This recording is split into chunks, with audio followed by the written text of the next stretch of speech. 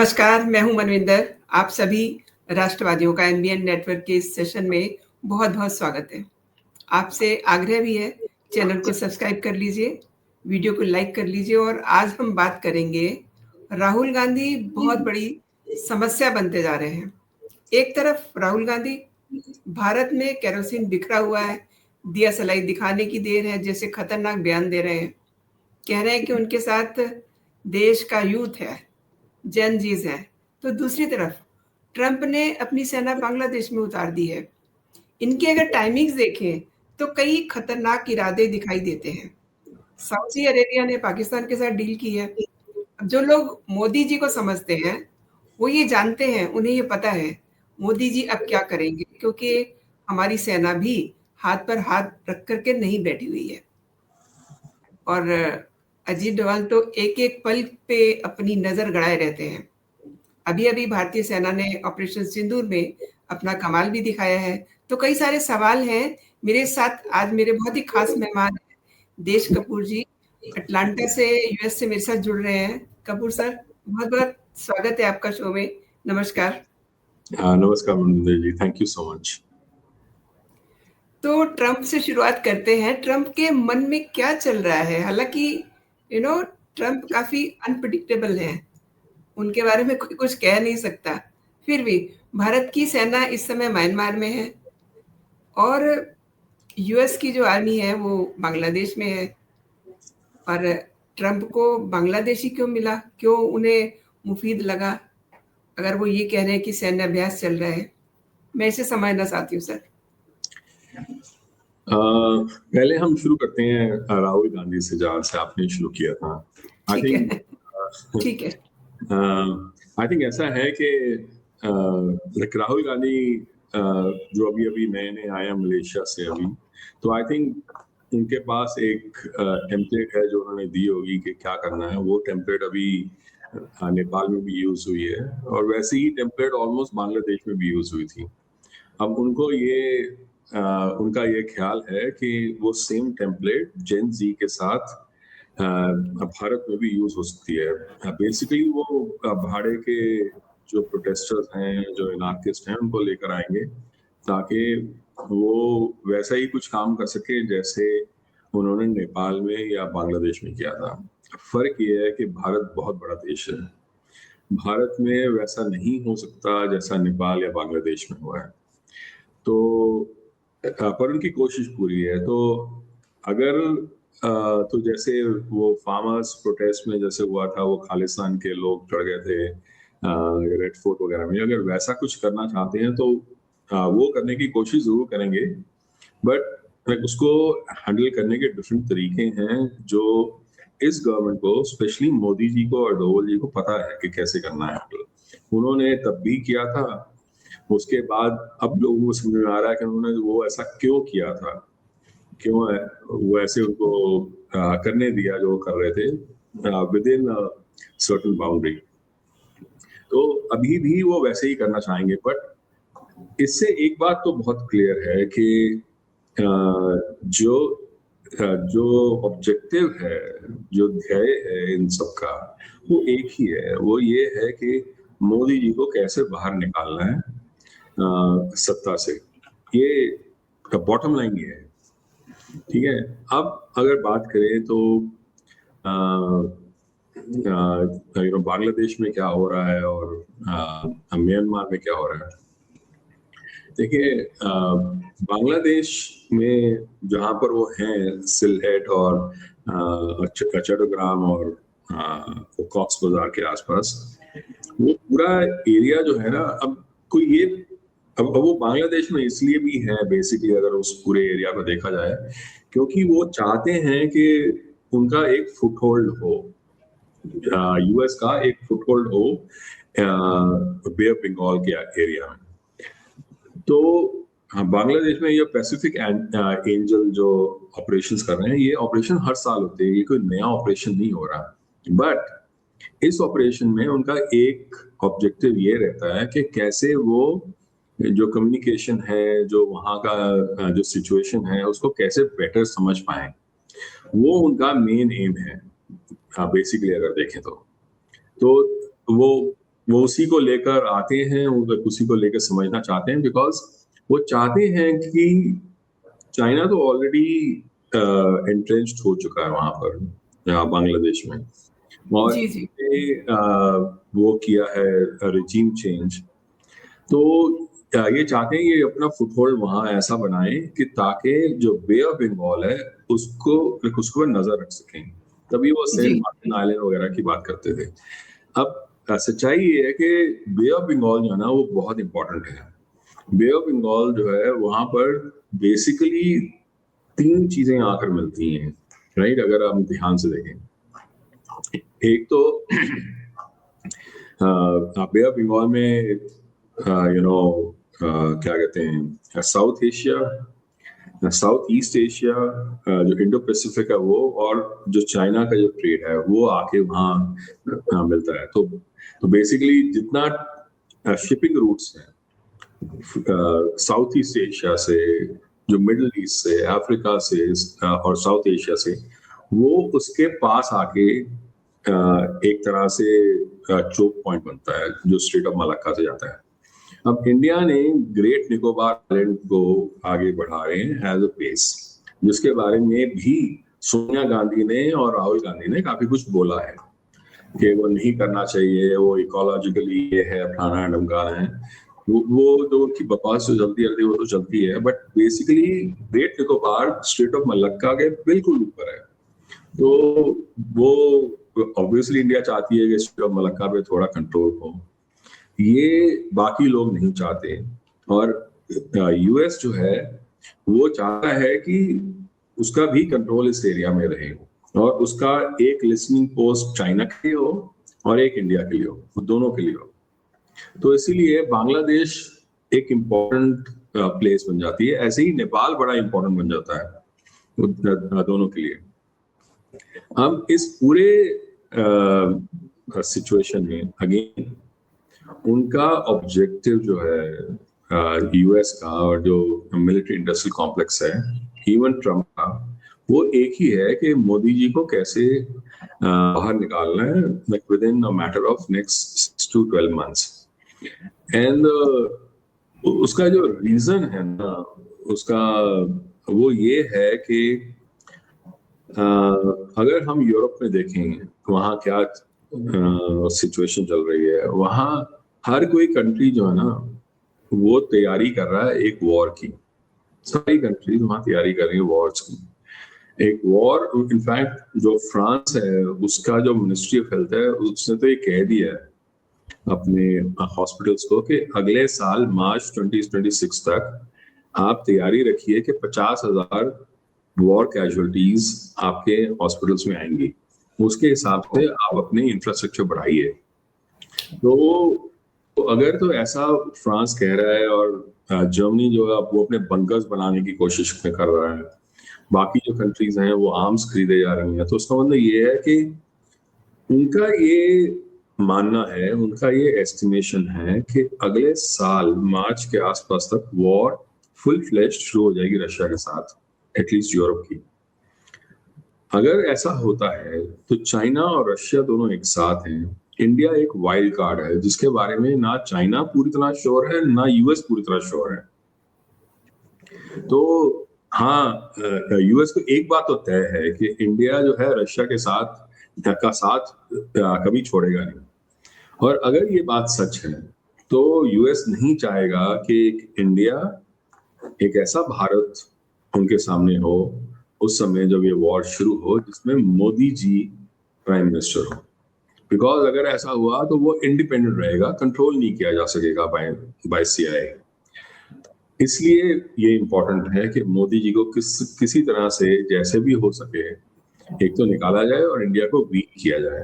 तो ये एक रीजन है कि क्यों ये सारा जो ऑपरेशन है पैसिफिक एंजल वो इतना इम्पोर्टेंट हो जाता है। वहां पर ऐसा भी हुआ है कि एक जो उनका जो आर्मी ऑफिसर था जो ऑलमोस्ट रिटायरमेंट के पॉइंट पे था 50 इयर्स का, वो ढाका के एक होटल में मारा गया, और साथ में 2 ऐसे ऑफिसर्स थे जो गायब हैं, जो मिसिंग है वहां से।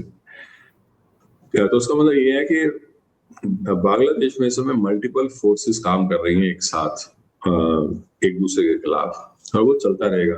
बेसिकली स्पीकिंग अगर इस पूरे एरिया में अगर देखें तो चाइना, इंडिया और यूएस, वो तीनों एक द्वंद्व तो दो में होता है, ये तीन उसका है लोगों का जो वो चल रहा है बैटल, और ये चलता रहेगा जब तक वो किसी को स्ट्रेंथ नहीं मिल जाती ना। देखो जैसे नेपाल में हुआ है, नेपाल में रेजीम चेंज हुआ है। अब रेजीम चेंज किसने कराया वो बात अलग है, रेजीम चेंज के बाद किसका पलड़ा भारी रहता है वो एक अलग चीज है। तो वो उसमें अगर भारत अगर सफल हो जाता है कि अपने जो इंटरेस्ट हैं उनको अगर वो आगे बढ़ा सकता है, जो नई रिजीम आई है, और आगे इसको वो ठीक करता है तो ठीक है। सी इसमें ये भी होगा कई बार कि इंडिया डिफरेंट लोगों के साथ डिफरेंट एरियाज में खेलेगा। हमें उस बात से हैरान नहीं हो जाना चाहिए। हो सकता है किसी एक एरिया में ऐसा हो कि भारत जो है वो अमेरिका के साथ के साथ मिल जाए, एटलीस्ट लगे कि उन्हीं के पाले में है, जबकि वो चाइना के खिलाफ काम कर रहे हैं, और दूसरी जगह चाइना से मिल जाए ताकि वो यूएस के खिलाफ काम कर रहे हो। ये भी होता है और ये होना भी चाहिए। मतलब अगर आप एक प्रोफेशनल वो है इंटेलिजेंस, आप ये काम करेंगे, और हर जगह अलग अलग काम होता है ऐसा। तो ऐसा एक पूरा वो बना लेना कि कौन आगे है कौन पीछे है 100%, वो एक तरह का आई थिंक वो लोग करते तो हैं, पर ऐसा हर जगह पॉसिबल होता नहीं है। इसी नजर से मैं सऊदी अरेबिया का पाकिस्तान के साथ भी जो डील हुआ है, जो आपने जिसके बात की, उसको भी मैं वैसे ही देखता हूँ बेसिकली, क्योंकि वो भी एक अलग तरीके का है, राइट। सी ऐसा नहीं है कि पाकिस्तान ने कभी पहले ऐसा नहीं किया। पाकिस्तान ने सेंटो भी किया था 1955 में, उसका क्या हासिल हुआ, वो उन्होंने किया, और यूके था उसमें, ईरान था, टर्की था, और एक दो और कंट्री थे, और पाकिस्तान था। जब उन्होंने 1965 की वॉर की तो क्या क्या उखाड़ लिया उन्होंने? कुछ भी नहीं।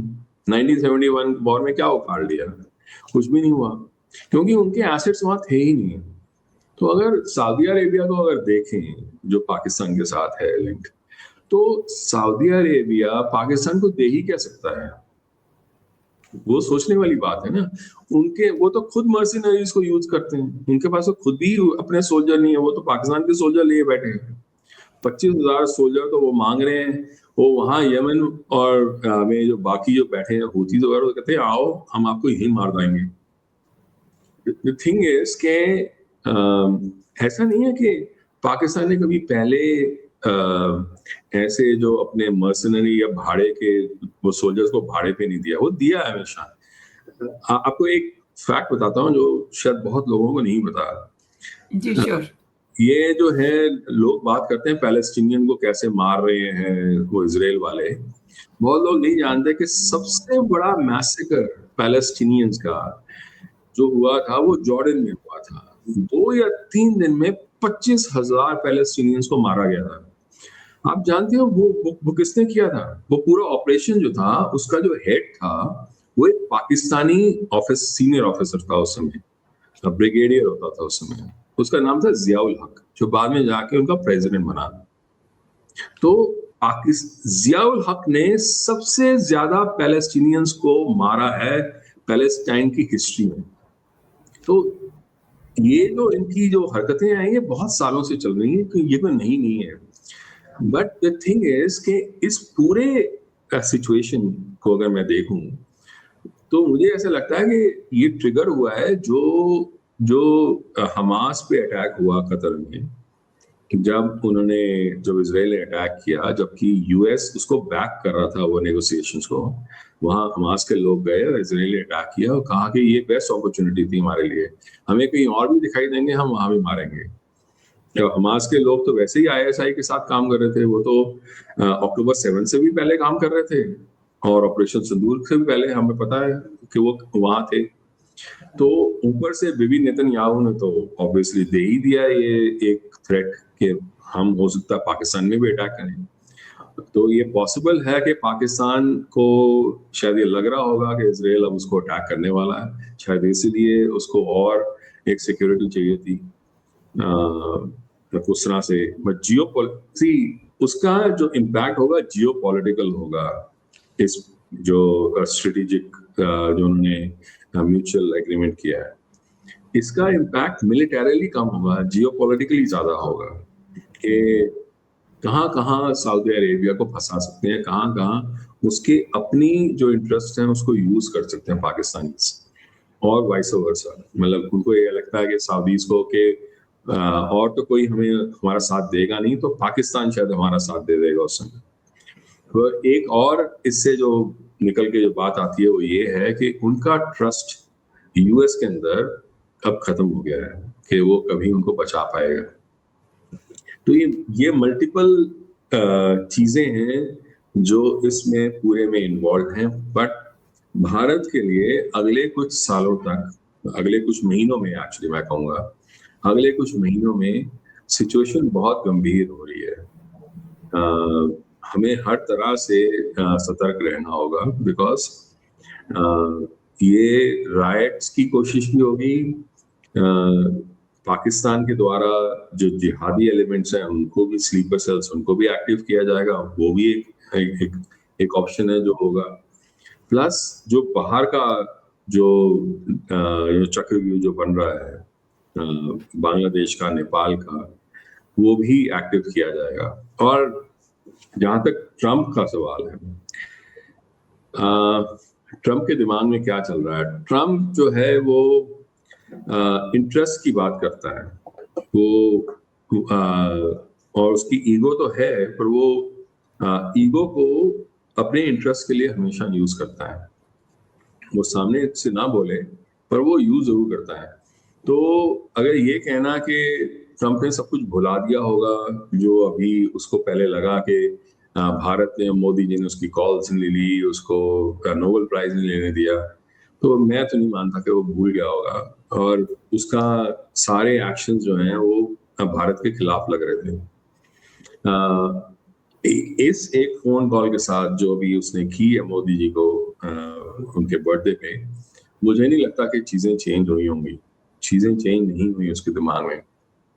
तो वो जो हो रहा है वो एक लेवल पे हो रहा है, उसको होने दो, बट सतर्क रहो, बिकॉज क्योंकि वो हर तरीके से कोशिश करेगा मोदी जी को नीचे गिराने के लिए।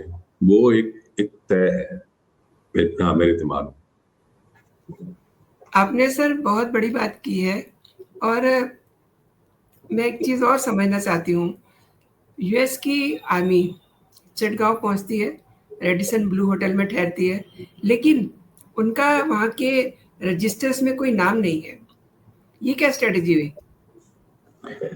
वो नहीं चाहते कि जो लोग वहां आए हैं उन सबका आइडेंटिफिकेशन हो, क्योंकि मुझे ऐसा लगता है कि जिस तरीके से उस आर्मी ऑफिसर का, जो यूएस आर्मी ऑफिसर था, उसका ढाका में जिस तरह से मर्डर हुआ, या वो कहते हैं नेचुरल डेथ हुई, और 2 मिसिंग है, तो उसका मतलब साफ है कि कुछ तो चल रहा है जिससे वो भी डरे हुए हैं खुद भी। वो भी इतने वो ढंग से वहां नहीं है, क्योंकि उनको लग रहा है कि कोई उसके पीछे वहां भी पड़ा हुआ है। और हो सकता है कि चाइना या रशिया इन सब, बिकॉज रशिया की भी फौजें वहां पहुंची हुई है। मतलब वहां हो क्या रहा है, लोग ये समझना चाहते हैं सर, वहां हो क्या रहा है। मतलब इंडिया और यूएस आमने सामने है, या कि यूएस और रशिया की फौजें आमने सामने, क्या चल रहा है? हाँ, तो रशिया तो कोशिश करेगा, मतलब जहां से देखो, रेदर रशिया में भी इंडिया की फौज पहुंची हुई है, तो वो क्यों पहुंची हुई है?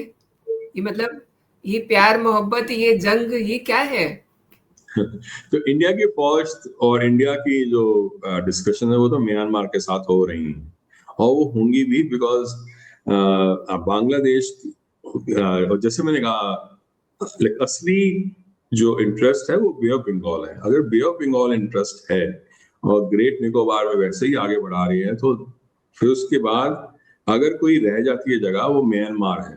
तो म्यांमार में और बढ़ा रहे हैं जो एंगेजमेंट है उनकी मिलिट्री के साथ भी और उनकी जो पॉलिटिकल एस्टैब्लिशमेंट है उसके साथ भी, और वो करेंगे क्योंकि जैसे मैंने कहा कि भारत, चाइना और यूएस, ये तीन तो एक दूसरे के आमने सामने वहां खड़े हैं हर जगह पे। कौन किसको कितने पानी में डुबो रहा है वो देखने वाली बात है। बट रशिया जो है वो बहुत दूर नहीं रहेगा, बिकॉज रशिया की इंटेलिजेंस एक्चुअली काफी अच्छी है।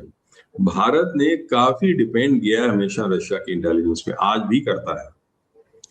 तो अगर तो उन्होंने वो ऐसा किया है, अगर उन्होंने अपने वहाँ उनके लोग हैं, तो I think I am not surprise, मेरे को हैरानी की बात नहीं लग रही, क्योंकि जैसे अफगानिस्तान बना था रशिया के लिए, ऐसे वो चाहेंगे कि अब बांग्लादेश अमेरिका के लिए बने। हमारे भारत के अंदर भी पाकिस्तान है ना। अब देखिए, ये कह रहे हैं कि यूथ जो है वो मेरे साथ है, जैन जीज मेरे साथ है, लेकिन एक लेटेस्ट डेवलपमेंट हुआ है। दिल्ली यूनिवर्सिटी में इलेक्शन थे 2 पदों के लिए, उसमें जो प्रेसिडेंट पोस्ट है उस पर तो एबीवीपी का होल्ड हो गया है। तो इट मीन्स जैन जी तो मोदी जी के साथ हुआ ना, फिर राहुल के साथ तो नहीं है। और ये कोशिशें कर रहे हैं कि हम नेपाल बना देंगे।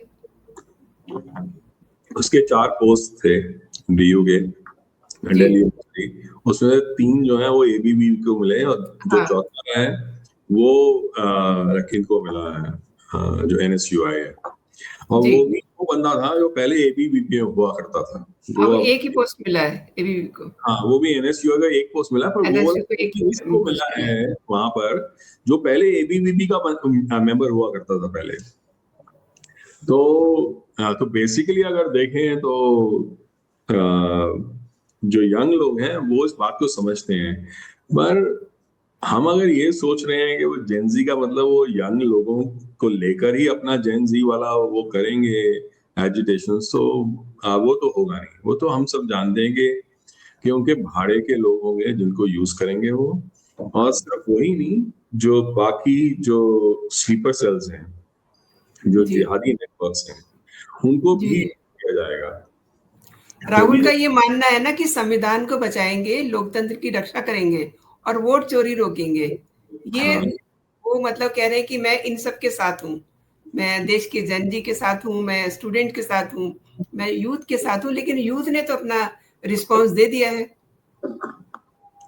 तो संविधान के साथ थे तो तब कहाँ थे जब जो national advisory council UPA 1 UPA 2 में रूल कर रही थी, which was an extra constitutional authority, जो कि किसी ने उसको उसको इलेक्ट नहीं किया था, और वो लोग पूरी पॉलिसीज बना रहे थे, वो कॉन्स्टिट्यूशन के खिलाफ था। तो ये कॉन्स्टिट्यूशन के साथ कहाँ से हुए? और ये वो कह रहे हैं जो कांग्रेस का सरबराह है जिसने इमरजेंसी की थी, और उन्होंने कभी सॉरी भी नहीं बोला आज तक उसके लिए। तो एक तो वो जहां तक कॉन्स्टिट्यूशन का वो तो ये है, जो वोट चोरी का उस चीज का आंसर तो इलेक्शन कमीशन ने दे ही दिया है। तो वहां ऐसा कोई वोट चोरी तो नहीं हुई। अगर वोट चोरी हुई होती तो इनको भी कभी कर्नाटका में इलेक्शन में मेजोरिटी ना मिलती।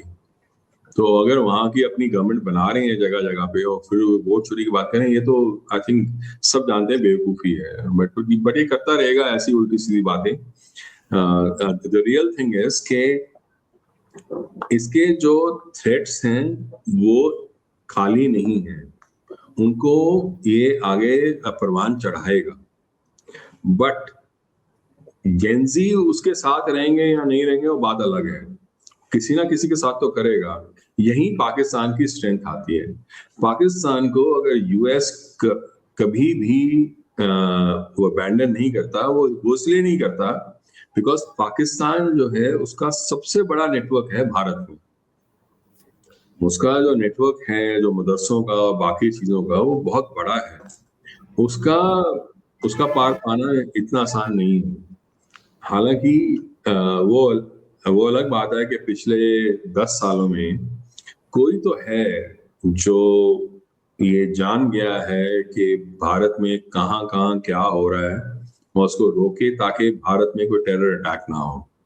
क्योंकि ऐसा तो नहीं है कि उन्होंने बंद कर दिया, उन्होंने कोशिश नहीं, उन्होंने कोशिशें बहुत की हैं।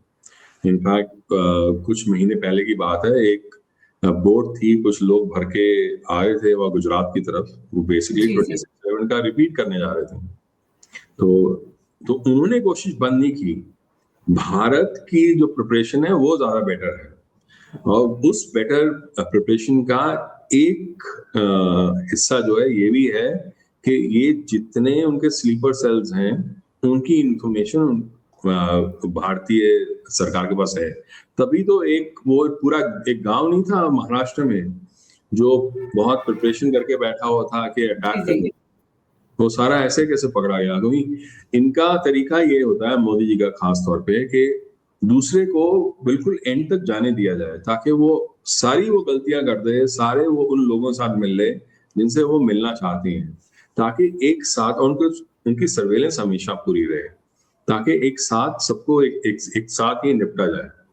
और वही उन्होंने जो फार्मर जो प्रोटेस्ट है, सो कॉल्ड फार्मर प्रोटेस्ट, उसमें भी ऐसे किया था कि जितने लोग उसमें जुड़ते जाएंगे तो उनको पता चलता जाएगा कि कौन कौन है जो भारत के खिलाफ है, तो एटलीस्ट जी उन जी। नजर रखी जा सकती है। आपने सर बहुत बड़ी बात की है कि गलतियां करने दी जा रही हैं ताकि ये पता चले कि आखिर में वो चेहरे कौन हैं। आपने सर मेरे शो के लिए समय निकाला और मेरे दर्शकों को कई महत्वपूर्ण विषयों पे आपने जानकारी दी। Sir thanks a lot. जय हिंद, जय भारत। थैंक यू मैम, जय हिंद।